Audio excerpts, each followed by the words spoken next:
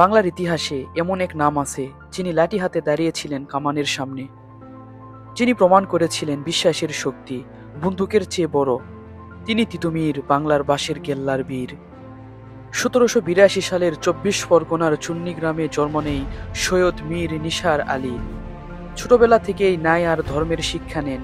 মক্কা থেকে ফিরে এসে বুঝলেন অন্যায়ের বিরুদ্ধে লড়াই করাই ইমানের অংশ। তখন বাংলার কৃষকরা ছিল ব্রিটিশ আর জমিদারদের নিষ্ঠুর অত্যাচারে পিষ্ট।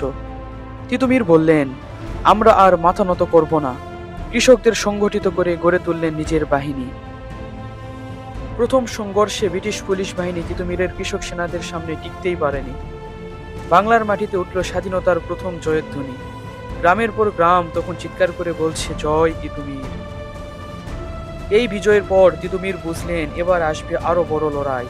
তাই নলডঙ্গায় গড়ে তুললেন এক আশ্চর্য দুর্গ, বাঁশের কেল্লা। বাঁশের প্রাচীর, কাদা আর সাহস দিয়ে বানানো ছিল বাংলার প্রথম স্বাধীনতার দুর্গ।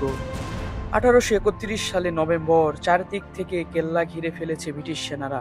কামানের গর্জন, ধোঁয়ার আগুন। তিতুমির চিৎকার করে বললেন, জয় হবে বাংলার। কৃষকরা লড়াই করল প্রাণপণে, শেষ নিঃশ্বাস পর্যন্ত। তিতুমির শহীদ হন, কিন্তু পরাজিত নন। তার নাম আজও বেঁচে আছে প্রতিটি অবিচারের বিরুদ্ধে, এক প্রতিরোধের আগুন হয়ে। বাঁশের কেল্লা ভেঙে পড়েছিল, কিন্তু তার বিশ্বাস আজও অটুট।